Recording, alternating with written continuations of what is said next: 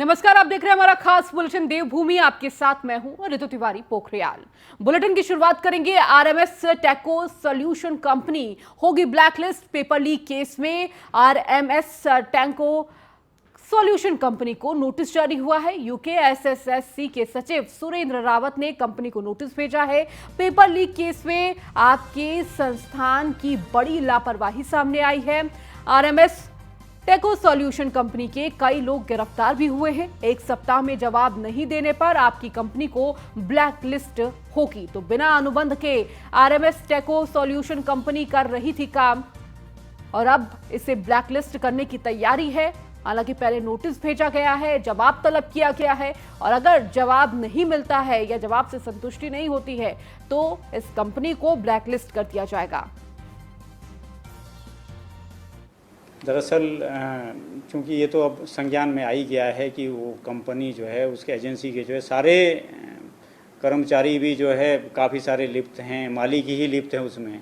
तो दिक्कत ये है कि अब वो उसको ब्लैक लिस्ट करने के लिए उसको तो देना ही है, क्योंकि मेरे सामने थोड़ी सी दुविधा ये थी कि 2019 से जो है इसका रिन्यू नहीं हुआ था। तो ये था कि कैसे इसको इसके खिलाफ जो इसको कानूनी दायरे में लाके जो है, तो मैंने एक आज जो है कारण बताओ नोटिस को जारी किया है कल 1 सितंबर को, कि चूँकि आपके रहते रहते ये इतने सारे आपने जो है आपराधिक कृत्य किए हैं, तो इसके बारे में आप बताएं। आपके कर्मचारी जेल में हैं, आप जो है तो आप इसको है वो उनको सुन लेते हैं। 1 सप्ताह का मैंने टाइम दिया है, उसके बाद सुन लेंगे कि ये क्या कहते हैं। उसके बाद ब्लैक लिस्ट तो करना ही है इसको। और ज्यादा जानकारी के साथ देहरादून से हमारे विशेष संवाददाता सुदीप जैन हमारे साथ जुड़ गया है। सुदीप, देखिए एक के बाद एक कार्रवाई जरूर हो रही है इस पेपर लीक को लेकर। अब टेक्नो सॉल्यूशन कंपनी को लेकर भी अब तमाम निर्देश दिए गए हैं, नोटिस जारी किया गया है कि जिस तरीके से ये धांधली हुई है उसको देखते हुए ये नोटिस भेजा गया है। क्या कुछ इस नोटिस में? देखिए, मुख्यमंत्री पुष्कर सिंह धामी ने जिस प्रकार से पहले दिन से यूकेएसएससी पेपर लीक मामले में अपनी टॉप प्रायोरिटी पे रखा था यहाँ की व्यवस्था को सुधारना, और कल देर रात मुख्यमंत्री ने जो पत्र लिखा, इसके बाद यूकेएससी पेपर लीक के बाद अधीनस्थ सेवा चयन आयोग भी हरकत में है। और जो नए सचिव हैं सुरेंद्र सिंह रावत, जब उनसे मैंने पूछा कि 2019 से यदि अनुबंध नहीं था इस कंपनी से तो पेपर कैसे छप रहे थे, इस पर वो भी थोड़ा परेशान हो गए और कहने लगे कि साहब ये मेरे से पहले की बात है, मैं इसमें कुछ नहीं बोल सकता।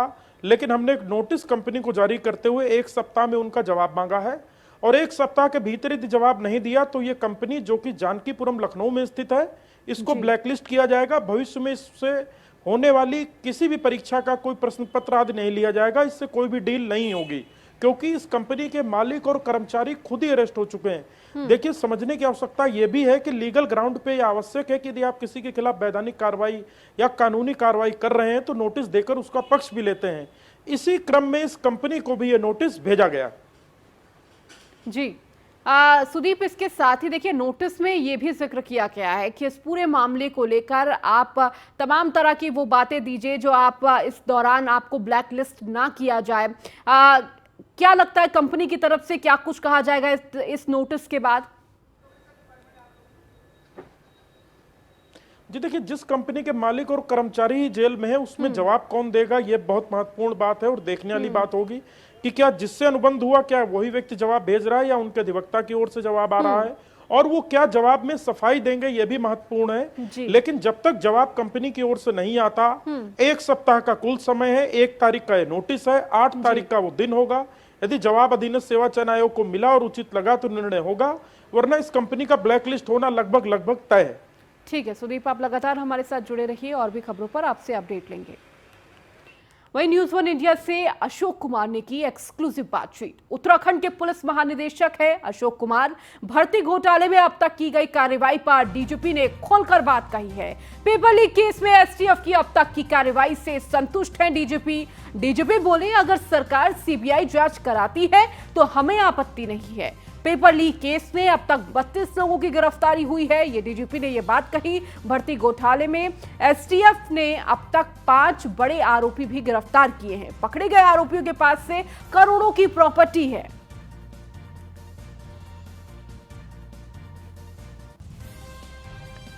तो पेपर लीक केस में अब तक 32 लोगों की गिरफ्तारी हो गई है और डीजीपी अशोक कुमार ने इसकी जानकारी देते हुए कहा कि अगर सीबीआई की जांच की बात कही जा रही है तो हमें उससे आपत्ति नहीं है।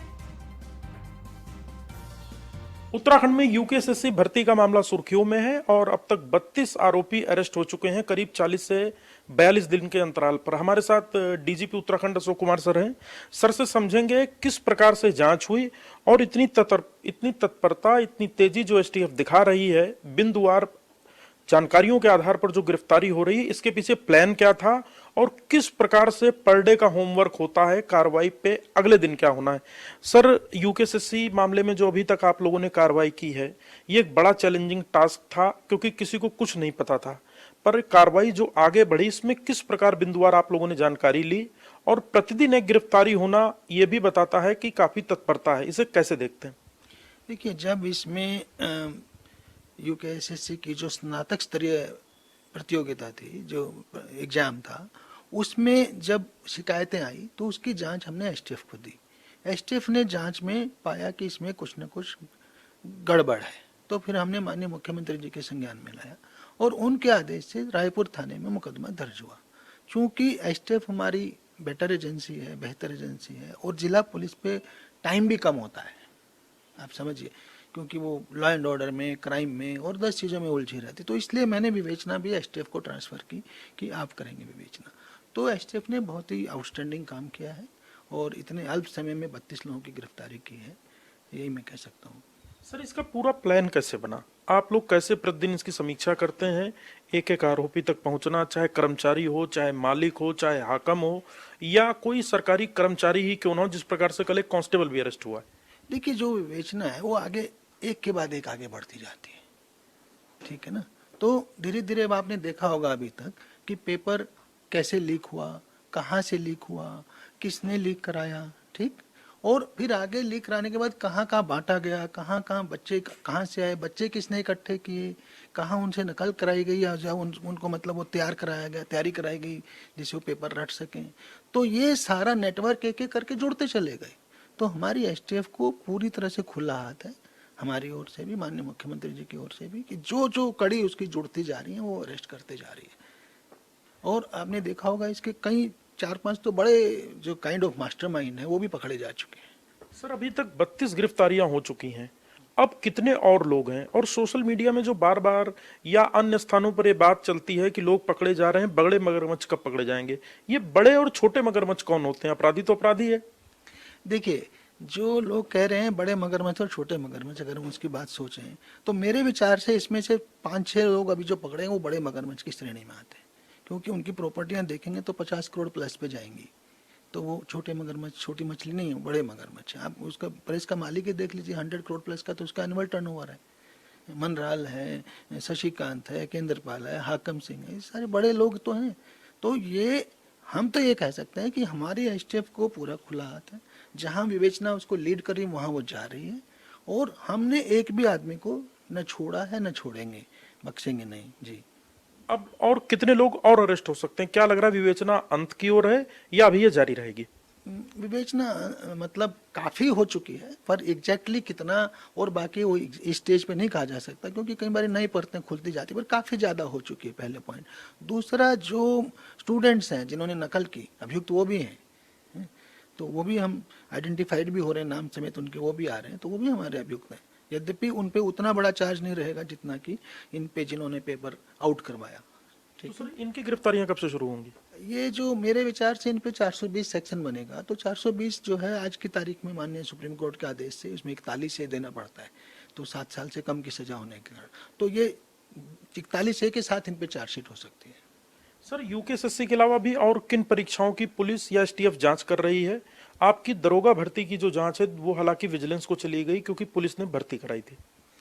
देखिए, इसके बाद हमने दूसरा लिया था सचिवालय रक्षक, उसमें एफआईआर हो चुकी है।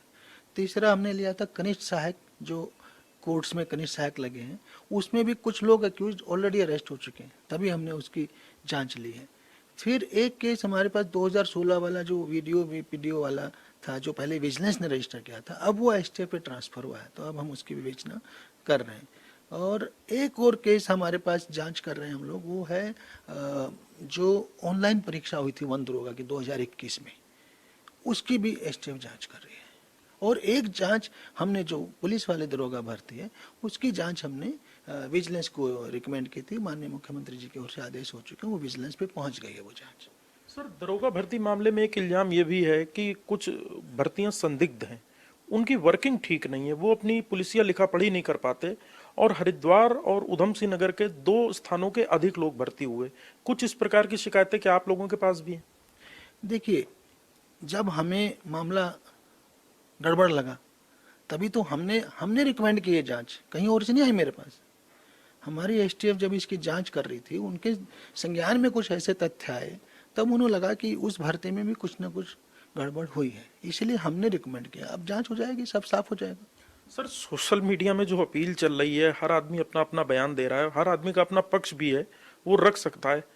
आप क्या अपील करेंगे युवाओं से या ऐसे लोगों से जिन्हें लगता है कि सिर्फ सीबीआई जांच कर सकती है या जिन्हें लगता है बड़े मगरमच्छ अभी तक नहीं आए? आप क्या अपील करेंगे सर? देखिए, मेरा एक ही स्टैंड है कि सीबीआई जांच हो जाए, हमारी ओर से हमें कोई आपत्ति नहीं है। ये तो निर्णय मुझे नहीं लेना है, सरकार को लेना है, ठीक है। किंतु जब तक भी जांच हमारे पास है, हम पूरी पारदर्शिता से और निष्पक्षता से कर रहे हैं और कोई छोटा मगरमच्छ हो, बड़ा मगरमच्छ हो, बक्सा कोई नहीं जाएगा। इतना ही मैं युवा पीढ़ी को एश्योर कर सकता हूँ। तो ये उत्तराखंड पुलिस के महानिदेशक हैं टॉप बॉस अशोक कुमार, जिन्होंने साफ कहा है युवा निश्चिंत रहें, कोई भी छूटेगा नहीं।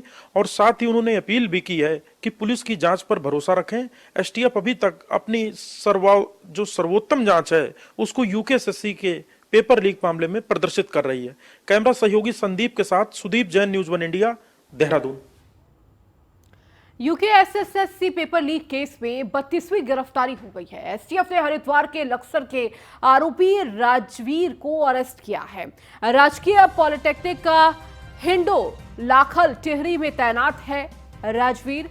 कनिष्ठ सहायक के पद पर राजवीर की है तैनाती। तो राजवीर ने धामपुर नकल सेंटर से सॉल्व कराया था पेपर। राजवीर ने अभ्यर्थियों को नकल सेंटर तक पहुंचाया था। उत्तराखंड अधीनस्थ सेवा चयन आयोग पेपर लीक केस में उत्तराखंड एसटीएफ ने 32वीं गिरफ्तारी की है। एसटीएफ ने अब टिहरी गढ़वाल राजकीय पॉलिटेक्निक कॉलेज के कर्मचारी राजवीर को गिरफ्तार किया है। मूल रूप से हरिद्वार लक्सर का रहने वाला है अभियुक्त राजवीर। टिहरी गढ़वाल हिंडो लाखाखल स्थित राजकीय पॉलिटेक्निक शिक्षण संस्था में कनिष्ठ सहायक के पद पर नियुक्त है। पेपर लीक मामले में एसटीएफ ने पूर्व में गिरफ्तार किए गए अभियुक्तों से पूछताछ में बरामद साक्ष्यों के आधार पर राजवीर को उसके निवास स्थान हरिद्वार लक्सर से शुक्रवार सुबह गिरफ्तार किया। एसटीएफ एसएसपी अजय सिंह के अनुसार गिरफ्तार अभियुक्त राजवीर ने हरिद्वार ग्रामीण क्षेत्र के कुछ परीक्षार्थियों को अपने साथ धामपुर नकल के सेंटर ले जाकर प्रश्न पत्र लीक कराया गया था। जांच पड़ताल में तमाम गवाहों के बयान और टेक्निकल साक्ष्य के आधार पर राजवीर को अरेस्ट किया गया है।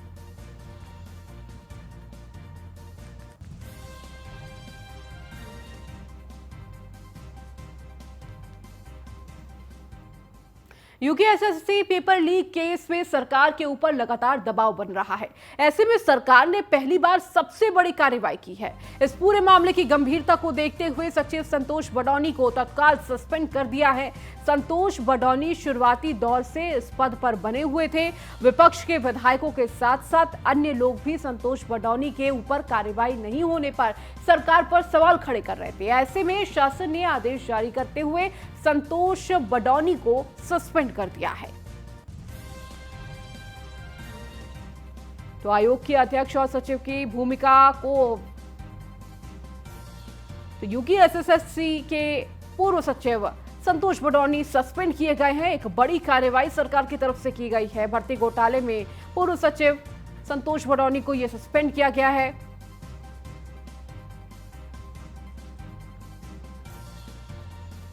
तो भर्ती परीक्षा में गड़बड़ी को लेकर उनकी भूमिका भी संदिग्ध मानी जा रही थी और इसको लेकर कहीं ना कहीं हर कोई सवाल खड़े कर रहा था कि आखिर पूर्व सचिव संतोष बडौनी को सस्पेंड क्यों नहीं किया गया, अभी तक उन पर कार्रवाई क्यों नहीं हुई। और इन सब के बीच एक बड़ी कार्रवाई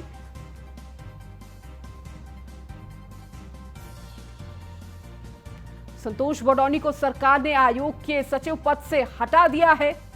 भर्ती परीक्षा में गड़बड़ी को लेकर आयोग के पहले अफसर पर गाज गिरी है।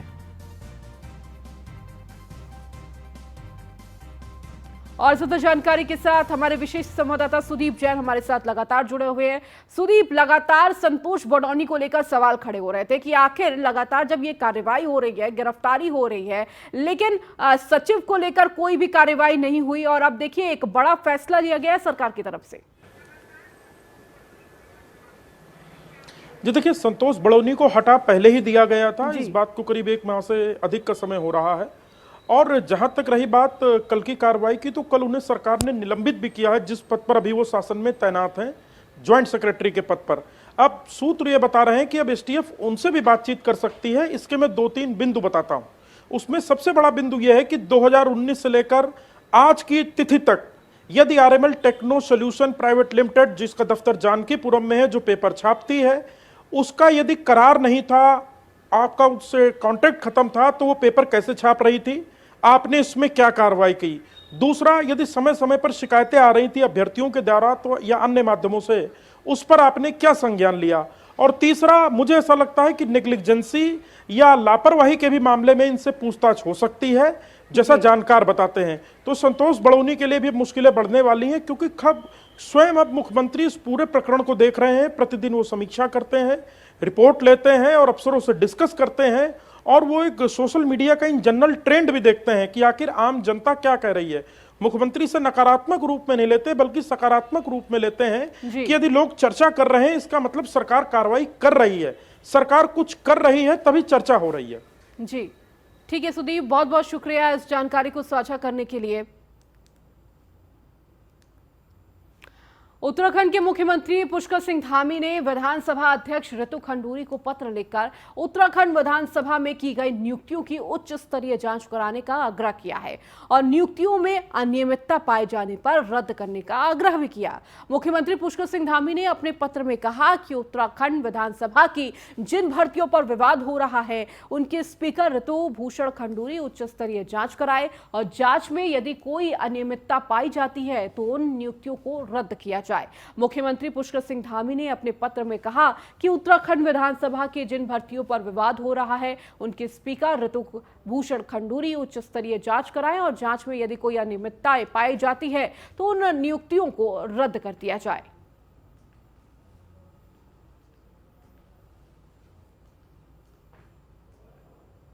तो विधानसभा की विवादित भर्ती होगी निरस्त, सीएम पुष्कर सिंह धामी ने स्पीकर ऋतु खंडूरी को पत्र लिखा है।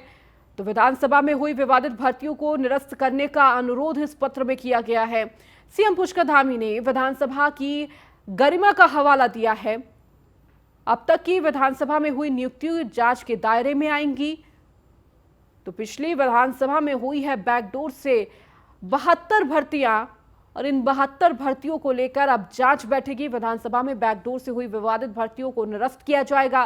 सीएम पुष्कर धामी ने स्पीकर ऋतु खंडूरी को यह पत्र लिखा जिसमें अनुरोध किया कि भर्तियों को लेकर जांच की जाए।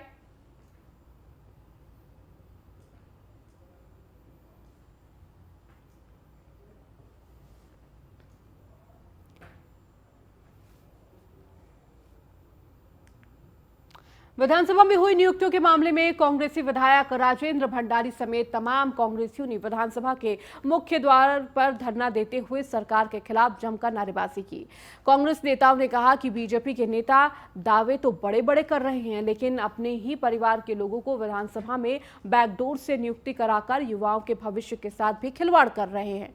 उन्होंने कहा कि 2002 में अब तक जितनी भी नियुक्तियां की गई हैं वह हाईकोर्ट के सिटिंग जज के देखरेख में सीबीआई से जांच कराई जाए, जिससे नियुक्तियों की हकीकत लोगों के सामने आ सके।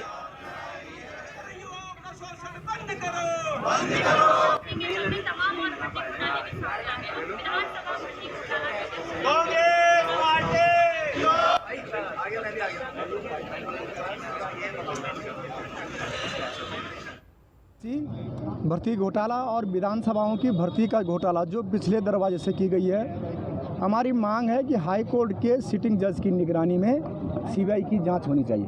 और जो ये छोटे प्यादे हाकम सिंह जैसे हैं, हम बड़े मगरमच्छों तक पहुंचना चाहते हैं। मगरमच्छों तक तभी पहुंचा जाएगा जब सीबीआई की जांच होगी। माननीय मुख्यमंत्री जी का मैं पत्र पढ़ रहा था, उन्होंने विधानसभा अध्यक्ष जी को लिखा है कि इसकी जांच होनी चाहिए।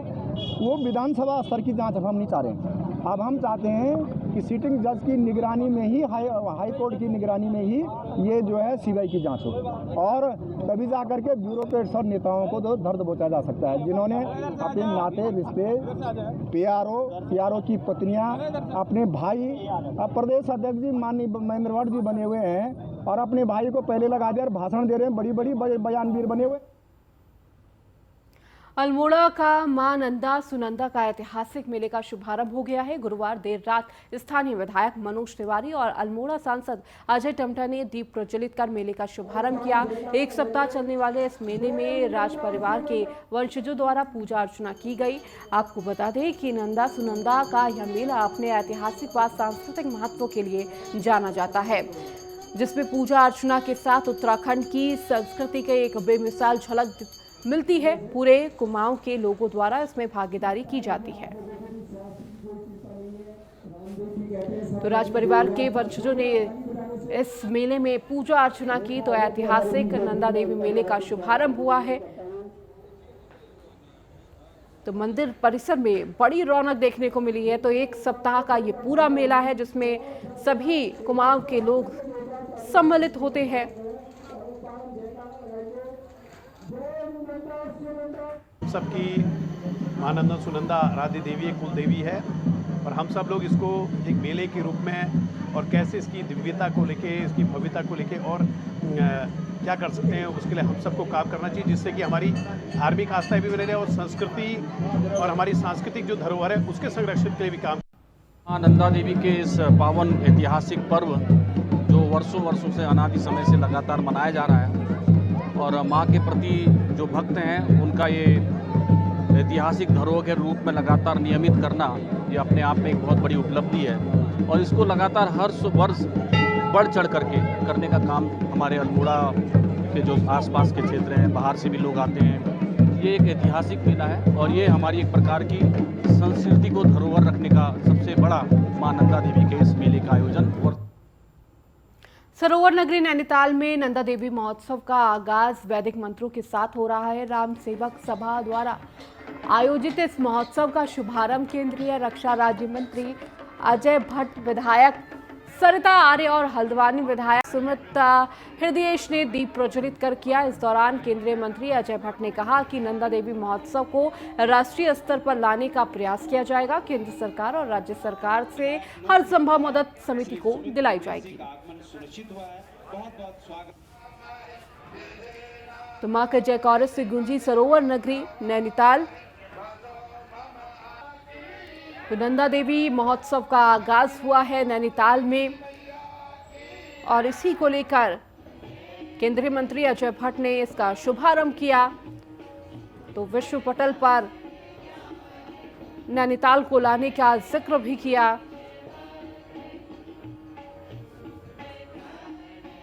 उन्हीं की कृपा से हम लोग आज यहाँ तक हैं।